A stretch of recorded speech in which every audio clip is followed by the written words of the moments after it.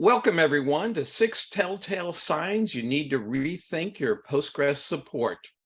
I'm Dan Ashton and I'll be moderating today's session.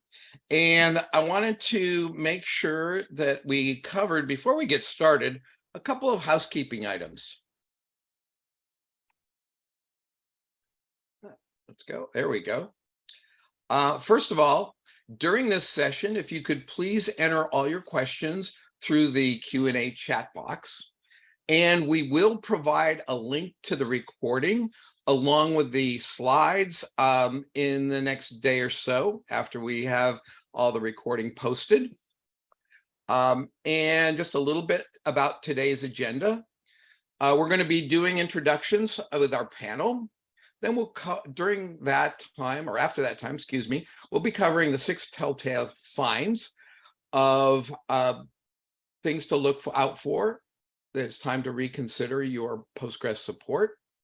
And then what are some of the steps that you want to consider? And then we'll go into Q&A. Now we're going to have plenty of time for Q&A. So please make sure to include your questions in the chat box. If we're unable to get to all of your questions, we will be following up with you individually. So please go ahead and make sure that you don't use the anonymous tag when you ask a question. We'll make sure to keep your information confidential. All right, and with that, let's introduce our panel. Jamie, if you could introduce yourself. Sure, thanks, Dan. I'm Jamie Watt, the SVP of Support Services for EDB. I've been in the overall tech industry for about 26 years now, with the last 7 years having been spent with EDB working through Postgres for the entirety of open source as well as EDB's initiatives. And I lead the team globally where we're looking at proactive and reactive support here. All right, and Kanchan, please introduce yourself. Thank you, Dan. Hello, everyone. I am Kanchan Mohitey, Senior Director, Managed Support Services. Quick introduction. I mean, I've been working with Postgres and EDB for almost 17 years now. And during this period, I've worked in various technical roles in product development, quality assurance, product management, delivery, and other management roles. Currently, leading the remote DBA functions, which is one of our popular support offering. We are really excited for you to be here today and going to talk about the database support because that's exactly the area where we help our customers day in and day out. Having a Postgres partner obviously accelerates growth so that you can focus on business goals without worrying about the Postgres environment. So at the end of the webinar, I guess we are hoping that all of you not only understand the science that we are going to talk about, but see if you can, if EDB is you can see how EDB can be an ideal partner in your Postgres journey. All right, thanks, Kanchan. All right, so just to get the juices flowing and get us started, we have a poll that we're going to be asking everyone to participate in. Please, you can choose 1 or 2. You can choose all 5, but please go ahead and select probably 2, no more than 3 if you can.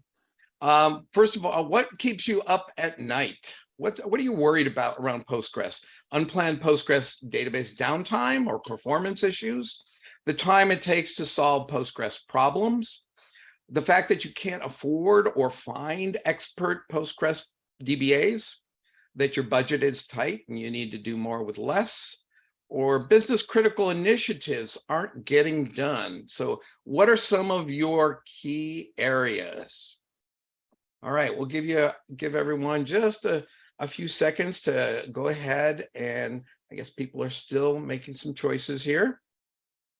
All right, so why don't you wrap that up? Lock in your answers, please. And we're going to go ahead and end the poll and take a look at some of the results.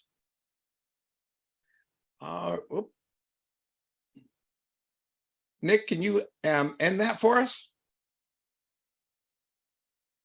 Okay. Okay. All right, so what we've got is, it looks like number one is unplanned Postgres database downtime or performance issues at 61%, followed up by the time it takes to solve Postgres problems. So, Jamie, what do you think about some of these results? Was it what you expected? Absolutely, right. If you look at the pairing, right, the time it takes to solve Postgres problems can certainly lead to unplanned downtime or performance issues, right? Or sometimes you don't really see the problem until it surfaces in that moment of either a performance issue or the out event itself. And then how long does it take you from that point of discovery to actually clean up and get things back into a healthy state? So this definitely makes sense. Okay, Kanchan, any comments, anything that jumps out at you?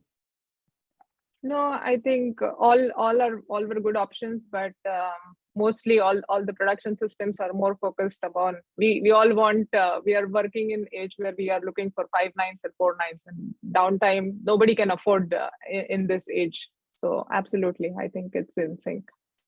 Okay, terrific. Well, let's get rolling here, folks. All right, so we're going to come up with the first one here is all about the number one item that folks had selected. You are experiencing unplanned downtime or performance issues. Now, one survey last year actually showed that 74% of respondents were really worried about performance issues. And of course, everybody seems to be worried about downtime. So, Jamie, what causes unplanned downtime and performance issues? Are there any common sets that you seem to experience? So there's obviously myriad scenarios where you can either have an outage or unexpected performance issues.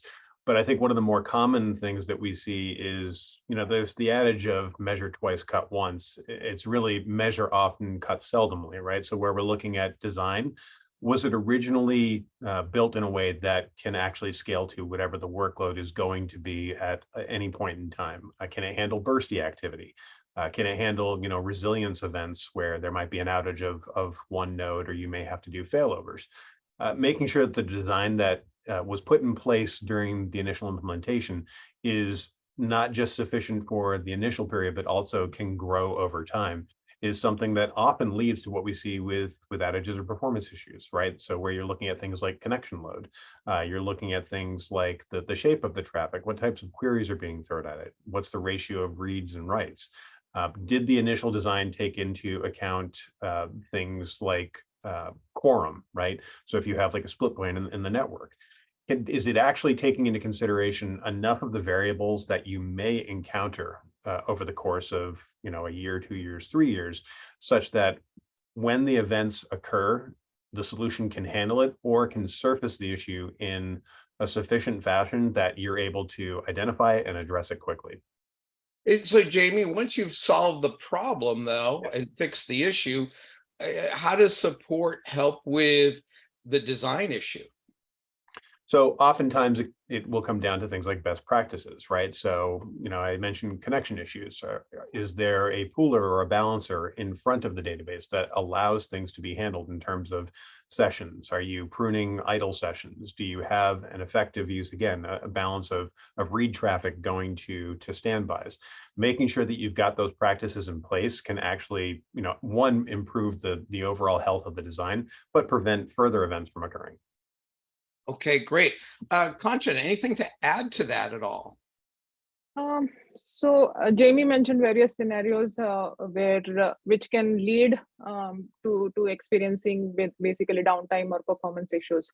The other angle to it would be, okay, how support obviously will suggest you a few things, but what can you do, or what areas, specific categories, monitoring them, how it can be helpful? Maybe I would like to shed some light on that part.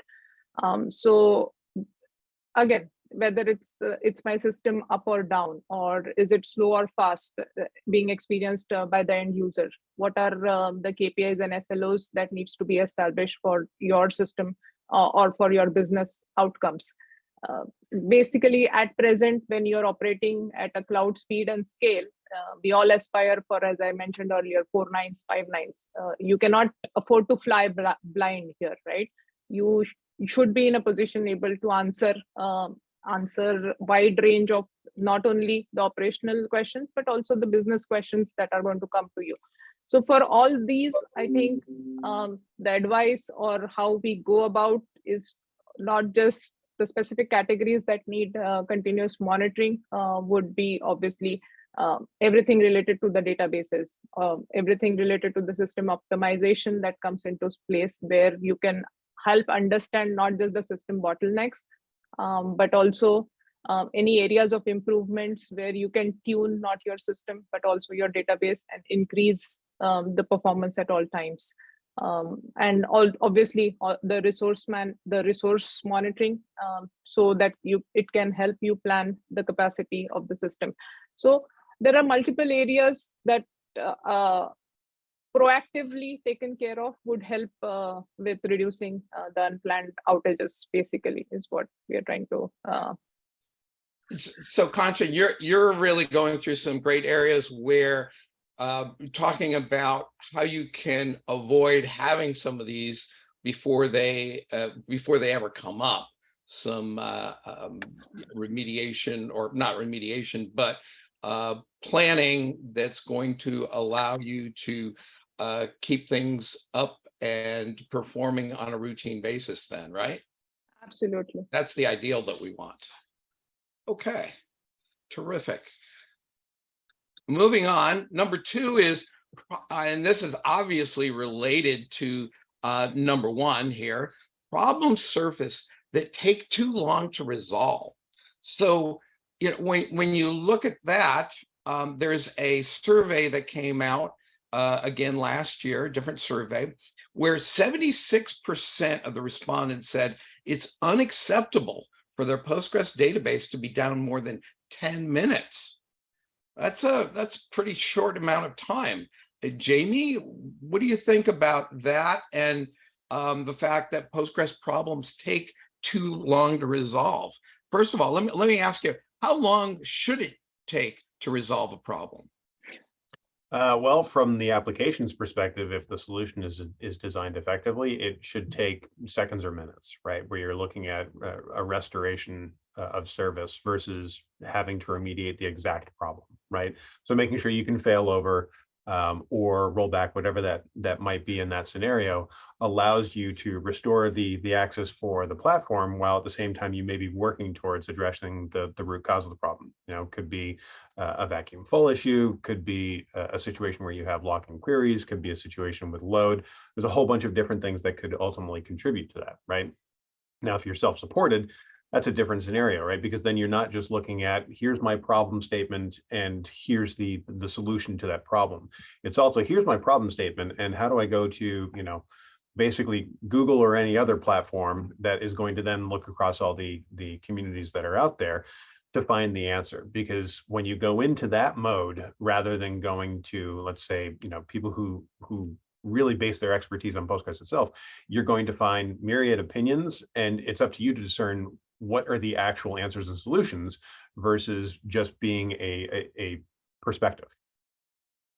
Okay, all right, great. And what if it's a really critical problem? Your systems are down. Obviously, that's probably got to fall into that 10-minute category. You know, how do people address those so that they are able to get up and running, you know, very quickly? And that's really where it comes down to solution, right? Solution and making sure you've got the right people or the right partner behind you to kind of deliver that, right? So Kanchan had mentioned monitoring. That's one piece, ensuring that you're able to see the footprint leading up to the problem to either prevent it or be able to quickly understand what caused the event that is creating an outage or the equivalent of an outage, right? Because an outage isn't just, is it accessible or not? It may be load that results in the application having timeouts, right? Clients not able to connect or get their end results. So if you look at that, if you look at it from that lens, it's a matter of understanding, do you have the right solution, right? So can you actually fail over? Do you have a replication partnership that allows you to fail over to a different cluster? Do you have high availability based off of geographic issues, right?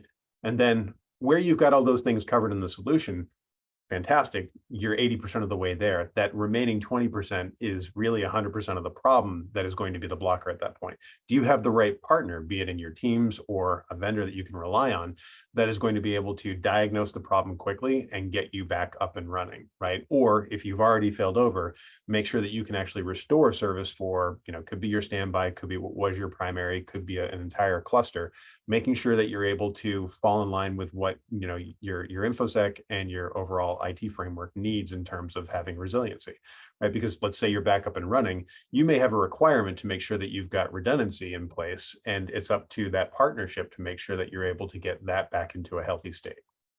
Okay, that makes sense. Kanchan, what does DBA availability and expertise have to factor into this? So as Jamie was talking about, I think in any scenarios or outages, I think investigation is the most expensive phase of any operational event. We have seen this over and over again, and using having the right design, having the right solution is one piece of it. But at the same time, using all the multiple observability sources that come together help you investigate and understand the problem quickly, right? Going to the root cause. And doing this effectively, basically we have to not just correlate the metrics data, the log, traces. So all these things have to be in place. So that's where the proactive approach that we talked about earlier comes into picture. But if something goes wrong after taking proactive measures as well, then how soon can we diagnose the root cause, get basically reduce the troubleshooting time and get somebody up and running? For that to happen, all this ecosystem has to be there, which would help you on the intelligence piece. And having the right partner on your side, because we want everyone spending more time innovating and not just troubleshooting, because again, that's one of the most important reason. Having the right support model in place, we are going to see the advantage on this front. Recent example that we came across was one of our customers who is C-Tickets, international ticketing system that provides ticketing sales for music, sports, or other events, theater events. And the requirement was obviously reliable, always on database solution, which could grow with them and prevent basically any unplanned downtime, no matter what the level of traffic their platform is going to experience. So high availability was obviously critical for them. But at the same time, it was important that the user experience on the customer side when they are trying to buy the tickets was equally important. So with the right solution in place and with Postgres as their central database, they were able to optimize. We were able to provide the optimal customer experience that the ticket buyers were looking for, and also were at the same time able to address the scalability and high availability challenges that made them sail through effortlessly during the peaks, is what we have seen. Okay, good story. Okay, so let's move on to, you can't find or afford expert Postgres DBAs. And I've heard a number of stories around this. In fact, according to talent.com, first of all, the median salary for a Postgres DBA is about $124,000 per annum. Now, with bonus and benefits, that's going to top it up to close to somewhere around $175,000. Now, obviously, your mileage may vary depending on your location and the geography, the business that you're in. But that's not even for the most experienced DBA. It's an average.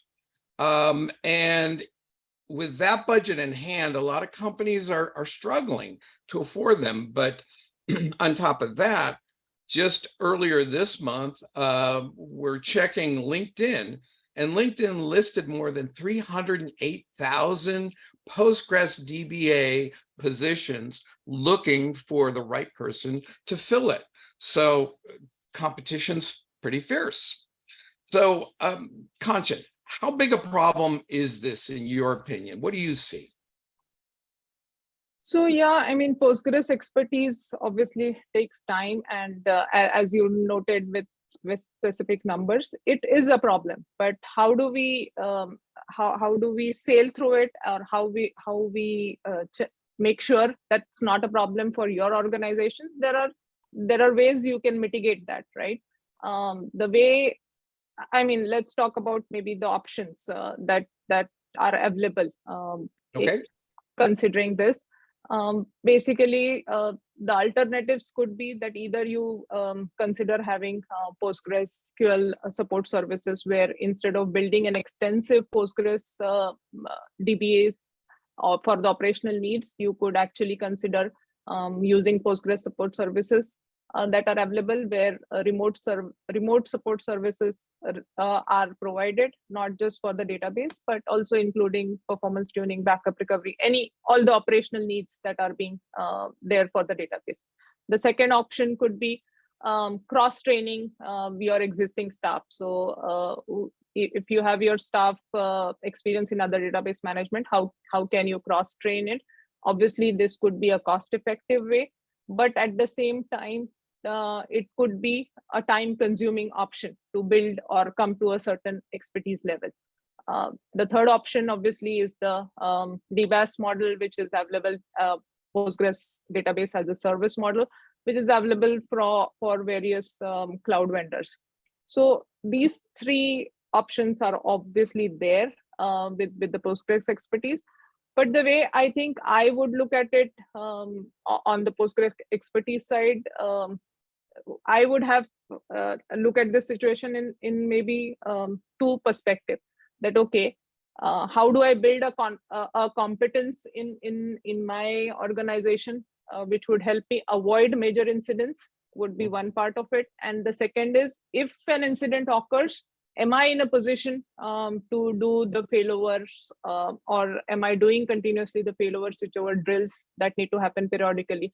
Are the SOPs followed and updated if an incident response team can go in action, ready to go any minute of time, because anything can happen any point in time?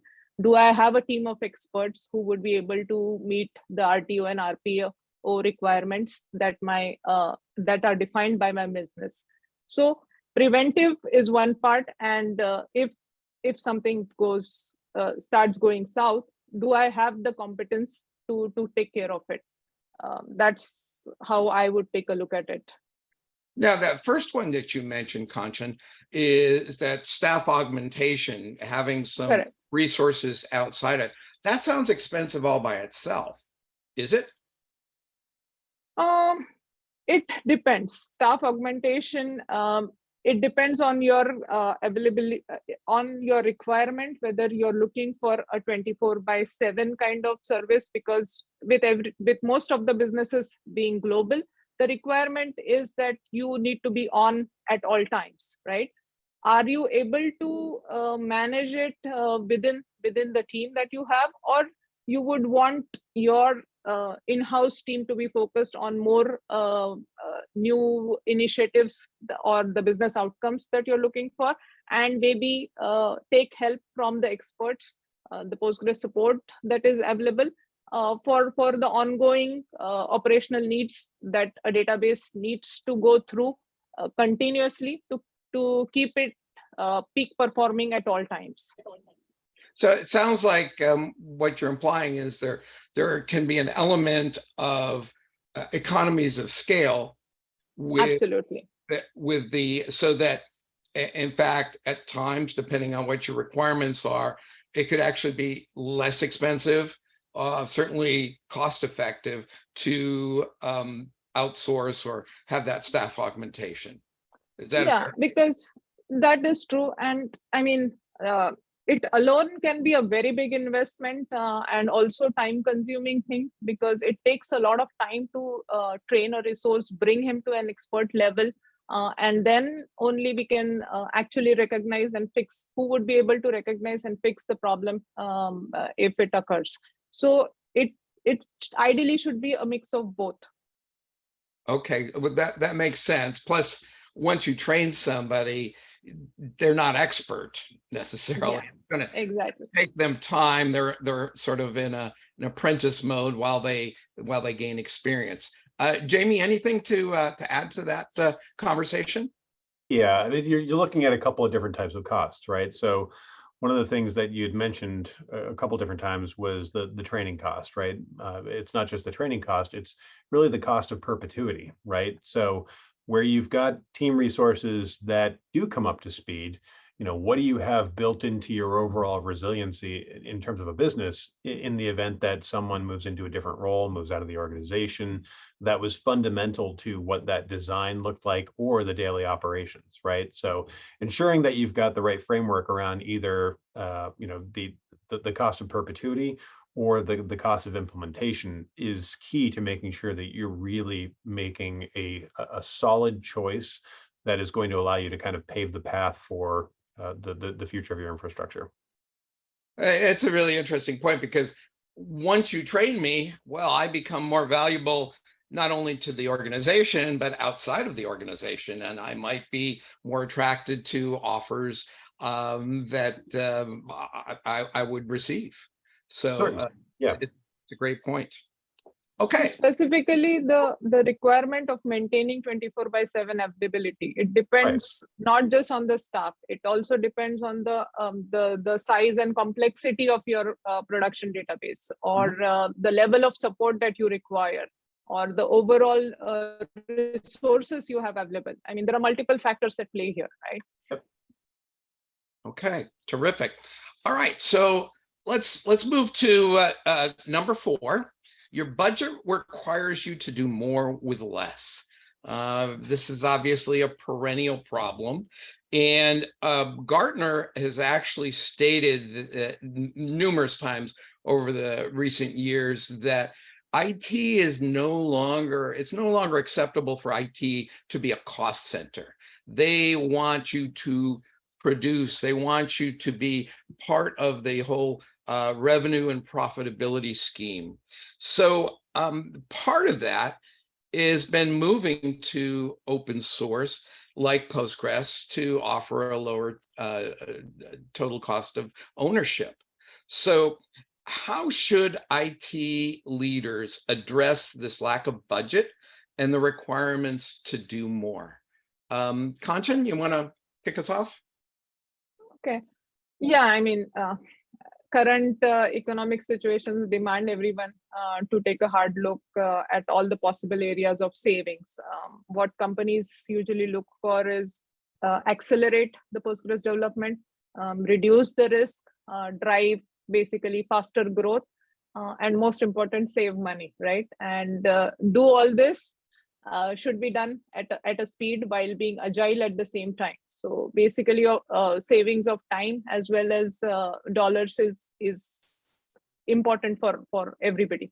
And maybe that's where, again, I'm not just saying because I run this program, but that's where remote DBA perfectly support comes into picture and fits the bill. In-house, I mean, again, we talked about not just in-house DBAs contributing to the new projects when they are offloaded or from the ongoing operational demands that are put, with the databases increasing at a very high speed, and the database increase is significant, is exponential over the period of time. And to keep them running at maximum performance, it's important that proactive maintenance are being taken care of. Monitoring is obviously always in place. Scaling should be really fast and easy. So all these factors not only do the direct savings, but the indirect savings obviously come into picture, where it automatically reduces your downtime, it reduces your maintenance window. Needs basically applications. The more your applications are running, obviously you are in business for more time. But that also shows that once the production systems are running smoothly, the in-house team can keep on focusing on rolling out new features at a quick speed because they are not bogged down by the incidents that they need to take care of at all times. So that's what I think is important. Jamie, what would you like to add? I would agree with all of that. I think it comes down to the dimensionality of cost, right? You mentioned scale beforehand, where you may have some deployments where you have kind of a heterogeneous environment that could be global, could be across multiple data centers, multiple availability zones. It could be really kind of a not just a hodgepodge, but a complete organism and operating in harmony that might have 10 different types of databases and thousands of different applications. So if you've got a full team of DBAs and or database architects that are as part of your team, are you able to take full advantage of the capability of those team members to work towards, larger initiatives rather than worrying about the day-to-day efforts? And are they really the shape of resources that you want to put into a situation where you're kind of covering 24/7? Or do you recognize cost savings by focusing those individuals more on innovation and then partnering with a vendor either for reactive support in the event of something occurring, or proactive efforts such as what we see with the remote DBA, right? So where you look at either sense of the scale, where your entire deployment might be focused on Postgres and you may want to rely on experts, or you look at a much larger environment that may have a multitude of databases where you may need to partner selectively for, depending upon scale, for the operational piece, perhaps for the design piece. It really comes down to ensuring that you're looking at how you go about reducing the cost of spend on things like licensing, while you're also recognizing some of that transitional cost in building experts that are going to be able to suit your IT needs, right? Your overall product needs as a company, where you're able to offset some of that with companies whose role it is to do this 24/7, right? You look at EDB and you look at the delivery of remote DBA, where we're talking about that 24/7, 365 availability of resources that are either there to work with issues or questions as they come up, or remediate them before they even become a problem, just because we've detected trends in monitoring. All of that allows you to ultimately save cost over time, because you're not having people stretch across multiple roles. You're allowing them to focus on what your criteria and what your priorities are in the business. Now, it's interesting because monitoring has come up at least a half a dozen times today. And certainly that would appear to me to be some kind of a multiplier of your resources. How many metrics should be monitored in a standard average Postgres environment? Is there a minimum, maximum, average number that might make sense for folks? I'm Kanchan, going to answer with my favorite answer. It depends, right? So what's the scale? Okay. How many applications are you seeing that are, let's say they're just tied to Postgres, or are they across multiple database solutions, or are they across multiple geographies, right? Making sure that you're looking at, let's say, a dozen of the most important, where you're looking at, long running queries, locking, you're looking at connection load, you're looking at latency. There's probably a dozen or more, and certainly more where you look at the nuances of what things could ultimately contribute to a problem, but you can actually catch them early on and either negate the problem or contribute to something that is ultimately going to improve the performance of the solution without ever having become a problem to begin with. And customer satisfaction related, internal, external customers then. Right. Absolutely. So, Kanchan, what's the how many monitoring metrics can your team address? What's the so I mean, it would be unfair to just say that monitoring your database, what can you do, right? There are multiple things, as Jamie pointed out, the high level areas. But the unit checks could go on as to, okay, for a multi-master deployment, I want to make sure, or for replication happening, I want to check whether the lag is there, how it's happening. So unit checks could range, like my team does it day in and day out, and the tool can capture more than 150 unit checks for your single database, right? And that's just for database. So the point I was trying to make earlier, monitoring database is one piece of it, but as a system as a whole also, we need to be made making sure you are monitoring and keeping proactively making sure if anything is not right, it should generate an alert, and we should be aware that, okay, something looks out of the normal here, and take a look, kind of thing. So that's important. Okay, terrific. Now, interesting point there. All right, so moving on, number 5, strategic initiatives aren't getting accomplished.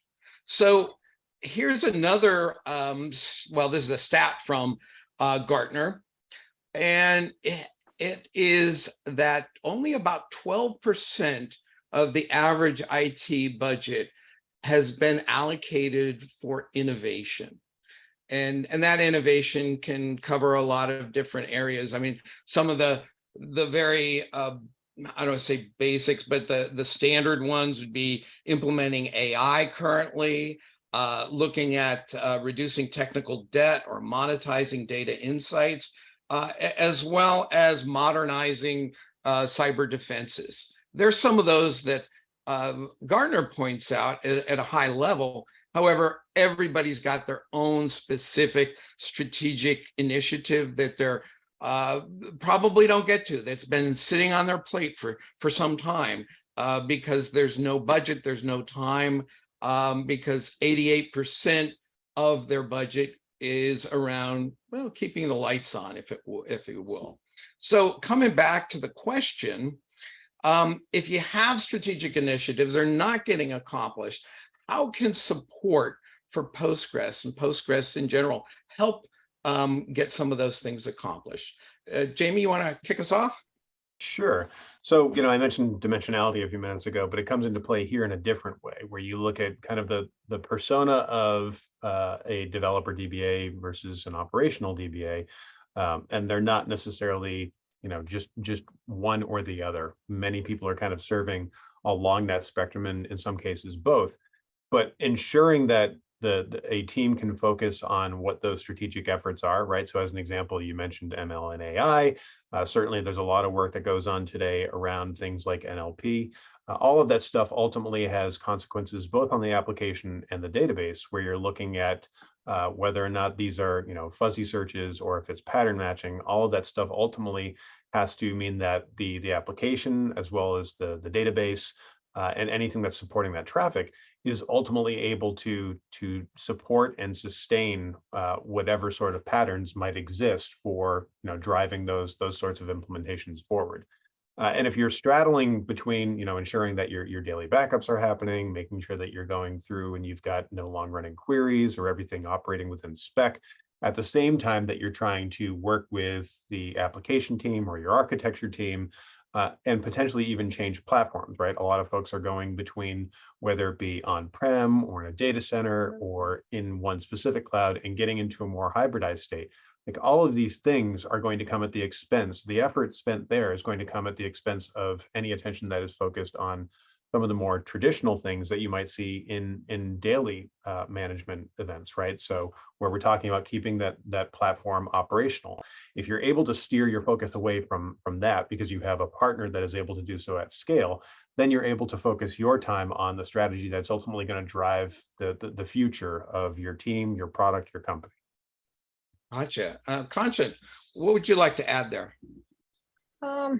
So adding there, I mean, obviously exponential data growth is stressing not just the databases, but also the DBAs and DevOps people alike, right?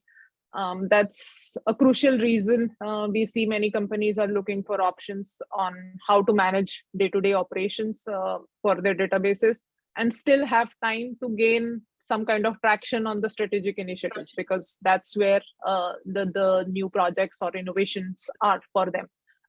And these would be also related to the existing database stack. So whether it's upgrade or migrations or tuning and integration with other systems, which basically not only leads directly, but indirectly reducing the technical depth that has been accumulating for a while, or modernizing the tech stack, or staying current with the technology or with the versions, right? And not just that, but also with the latest version available, you will be able to use and the new and improved features that are being available, not with just Postgres, but also the tools around it. So having to take care, I mean, the database itself as a project, as Jamie said, dev DBAs and operational DBAs, that distinction is going to help. But at the same time, in addition to databases project, you can also start, gives you the time, frees you the time to work on any new initiatives that you had listed earlier in the slide about the various new initiatives that the company look for. Okay, terrific. All right, and finally, let's move on to number 6. You've accepted your time-consuming self-support model.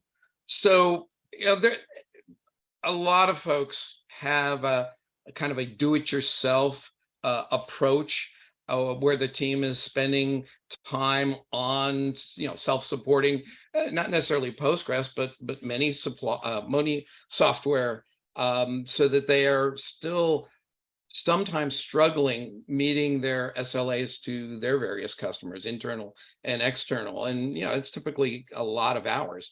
So, Jamie, what are, in your mind, what are your, what's your perspective on the negatives of self-support? So, you know, Postgres in and of itself is a cost-based system, but so is really infrastructure design and just, you know, tech in general, right? So where we spend time on self-support, we have to make sure that we're doing so in an effective way, right?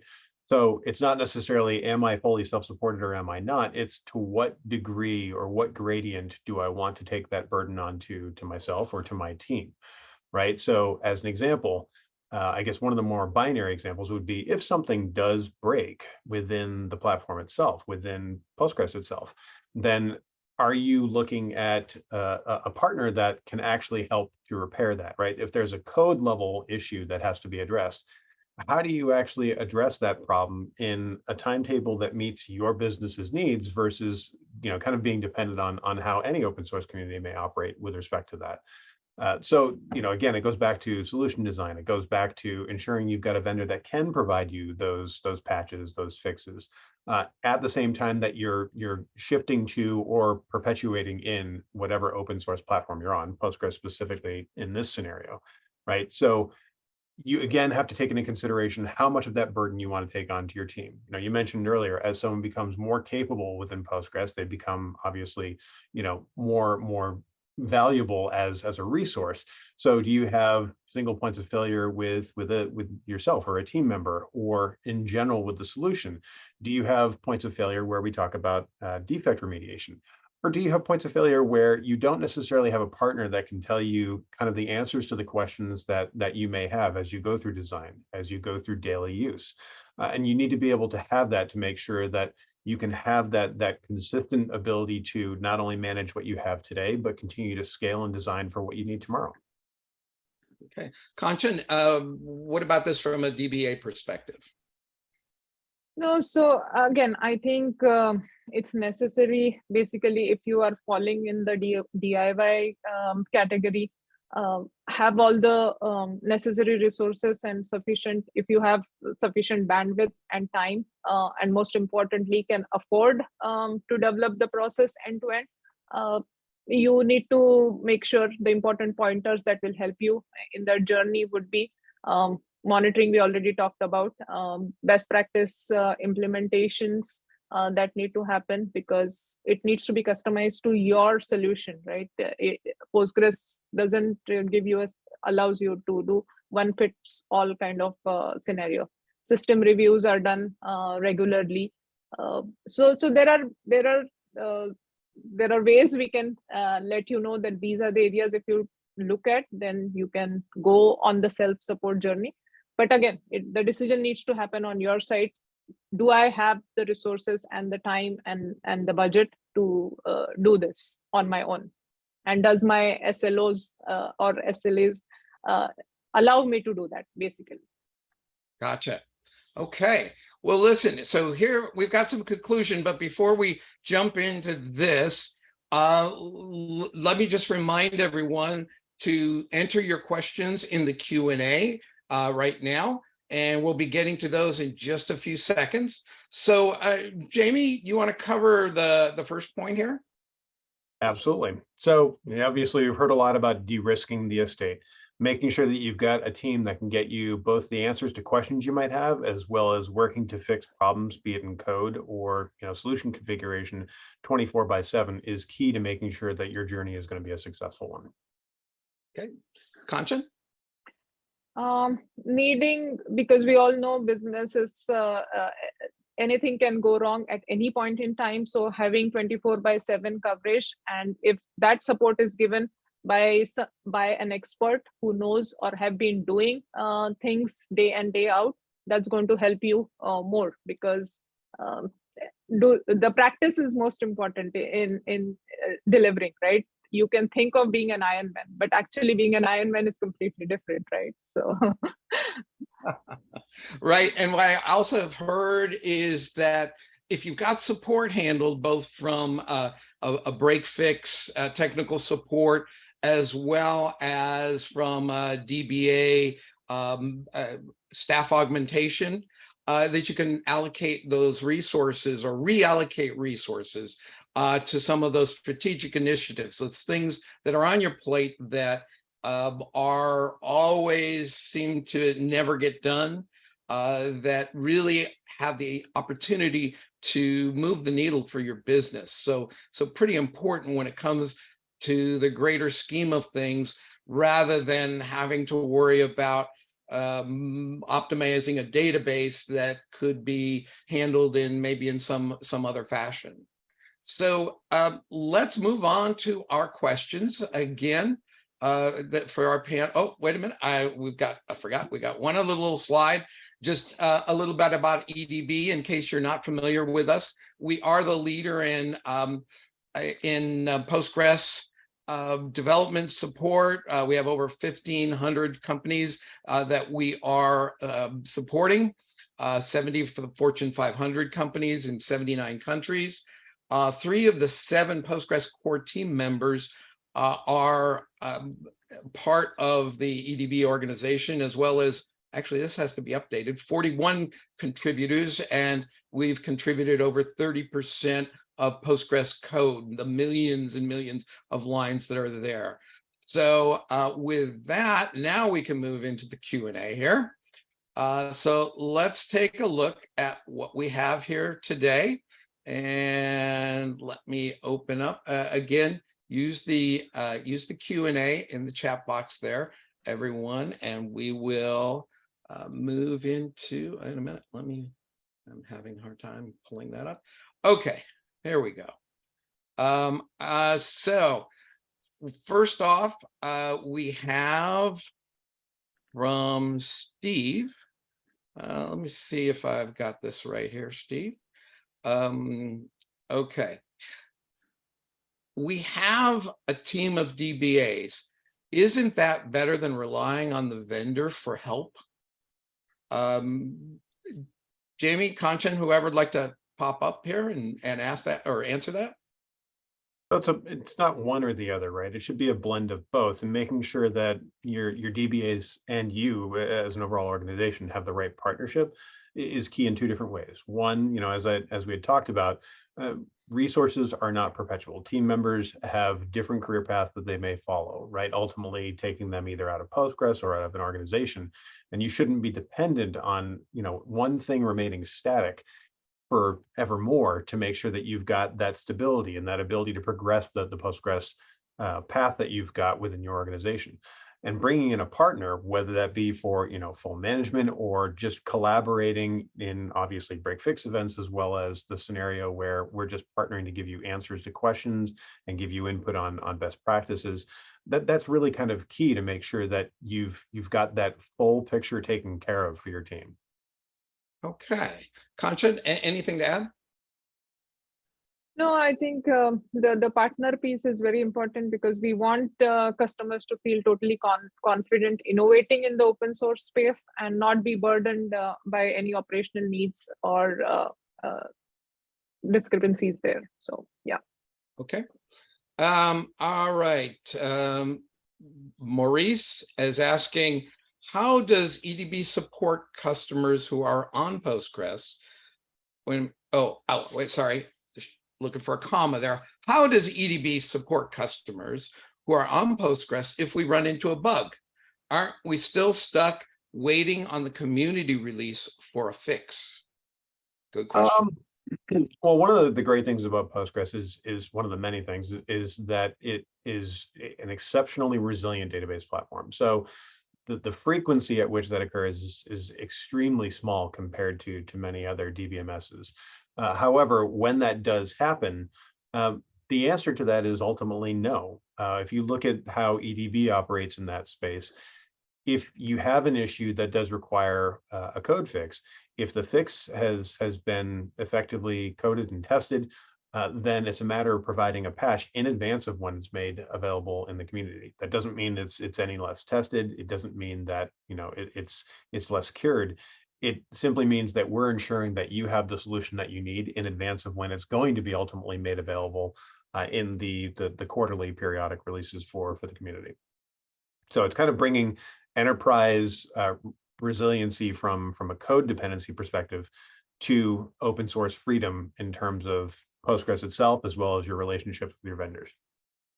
Gotcha. Okay. And Postgres has been very, the time where the minor releases are happening, so quarterly, the dates and the schedule is fixed on the Postgres side also. So both things coincide very well. All right, terrific.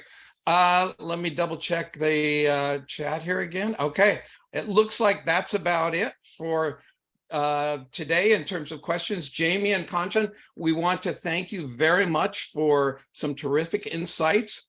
And everyone on the line, we are going to email you a copy of the presentation along with a link to the recording.